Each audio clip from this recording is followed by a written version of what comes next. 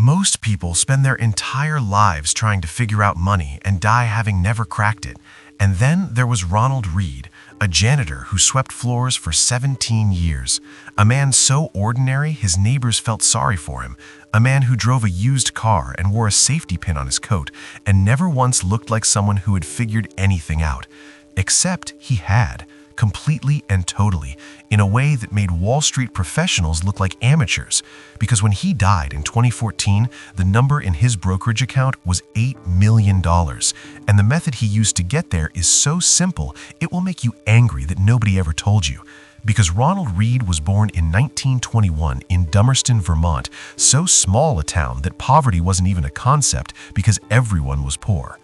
A man who hitchhiked to school, never went to college, never got promoted, never inherited a cent, spent 17 years cleaning floors at JCPenney, and before that pumped gas, and lived in the same modest house his entire life, and read the Wall Street Journal every single morning at the library, because he wasn't going to buy it.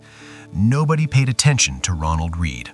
And that was his greatest advantage, because sometime around 1950, when he was in his late 20s, he started buying shares. Small amounts, boring companies, the kind that made soap and medicine and food and electricity, the kind that had paid dividends without interruption since before he was born. And here is the thing that almost nobody understood about what he was doing. He wasn't just buying stocks, he was building a machine that fed itself. Because every quarter, those companies paid him dividends, and instead of spending that cash, he immediately used it to buy more shares. More shares meant more dividends next quarter. More dividends meant more shares the quarter after that. The machine was eating its own output and growing larger, running on what finance calls total return compounding, price appreciation and dividend reinvestment simultaneously feeding each other. And buried inside that machine was a concept called yield on cost. Because when Ronald bought a utility company in 1960 for $10 a share, paying 40 cents annually, that was a 4% yield, completely ordinary. But the company raised its dividend 5% every year.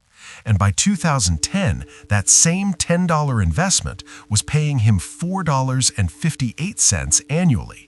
Not 4%, but 45.8% yield on his original cost. Nearly half his original investment returning to him every single year in cash without selling a single share. And all those dividends reinvested meant he owned far more shares in 2010 than 1960. Each of those additional shares also yielding 45% on their purchase price. The machine wasn't just running, it was accelerating. And here is where the math becomes almost impossible to believe. Because if you plot Ronald's wealth on a graph, the first 30 years, the line barely moves, a gentle slope, nothing remarkable. Then the 1990s arrive and the slope steepens. Then the 2000s and it bends sharply upward. Then the 2010s and the line goes nearly vertical, the hockey stick curve, the visual signature of compound interest. Because at 10% annual returns, money doubles every 7.2 years by the rule of 72. And the first doubling of his $10,000 created $10,000 in new wealth, but the eighth doubling created $1,280,000. Same 7.2 years, 128 times more money, his last decade worth more than his entire first 5 decades combined. And the machine nearly got destroyed multiple times. In 1973, the oil embargo crashed the market 48% and economists declared stock investing dead. Ronald kept holding. In 1987, Black Monday fell 22.6% in a single day and brokers were physically crying on trading floors. Ronald kept holding. In 2000, the dot-com bubble imploded and the Nasdaq fell 78% and millions of Americans sold everything. Ronald kept holding. In 2008, the financial crisis took the S&P 500 down 57%, and the word being whispered in Washington wasn't recession, but depression. Ronald kept holding.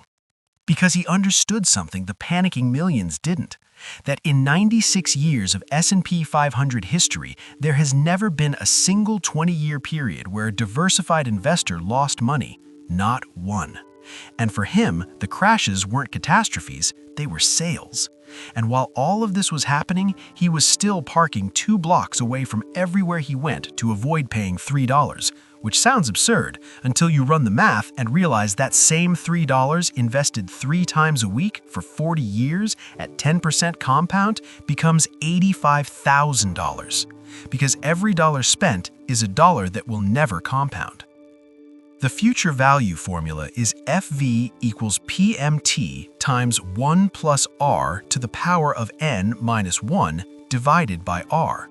And Ronald didn't know the formula, but he knew the truth behind it.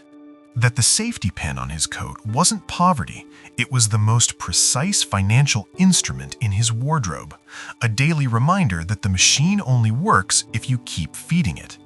And when he died in February 2014 at 92 years old, and the lawyers opened his safety deposit box, they found a rubber-banded stack of physical stock certificates from over 95 companies alongside decades of dividend statements, all reinvested. And the number at the bottom of the page was $8 million, $6 million of which he gave to a local hospital and $1.2 million to a library. The man who looked like he had nothing turned out to have understood the one thing that separates the wealthy from everyone else, that wealth isn't what you display, it's what you keep inside the machine. That the gap between rich and not rich isn't income or intelligence or luck, but time plus patience plus the discipline to never ever interrupt the compounding. Ronald Reed didn't start rich, he started early. And then he did the hardest thing in all of finance, absolutely nothing, for 60 years, and the machine did everything else. And now here is the part of the story that nobody tells you, the part that sits quietly behind the headline and the viral tweet and the feel-good ending. Because Ronald Reed's story isn't just inspiring, it is a mirror held up to every single person watching this right now. Because right now, somewhere in this world, there is a 25-year-old earning $40,000 a year who is deciding whether to start investing today or wait until next year when things feel more stable. And that 1 year of waiting, that single year of hesitation, will cost them not 1 year of returns, but an entire final doubling period at the end of their investing life. Which at 10% means they will retire with roughly $500,000 less than if they had simply started today. And there is a 30-year-old carrying $4,000 in credit card debt at 22% interest who keeps making minimum payments and doesn't understand that the same compounding machine that made Ronald Reed wealthy is right now running in reverse against them, silently, automatically, turning $4,000 into $12,000 of total repayment while they sleep. And there is a 40-year-old who has been telling themselves for 2 decades that they will start investing when they have more money, not understanding that more money is not the ingredient, time is the ingredient, and time is the one thing that cannot be bought back at any price. And the brutal, uncomfortable mathematical truth that Ronald Reed's life screams louder than any financial textbook ever written is this: it was never about the amount. It was never about the salary. It was never about finding the right stock or timing the right market or waiting for the right moment. It was always, only, entirely about starting the machine and then protecting it with your life. Feeding it every month, ignoring every headline that told you to stop, parking 2 blocks away if you had to, wearing the safety pin if you had to, doing whatever it took to keep $1 more inside the compounding engine instead of outside it. Because the machine doesn't care who you are. It doesn't care where you grew up or what your parents had or what school you went to. It only speaks one language, which is time, and it only asks one thing, which is that you start. So the question this story leaves you with isn't who was Ronald Reed. The question is who are you going to be tomorrow morning? Because tomorrow morning you will either be the person who opens an investment account or the person who doesn't. You will either be the person who sets up a $20 automatic transfer or the person who says, maybe next month. And 60 years from now, the difference between those two decisions won't be $20. It will be everything.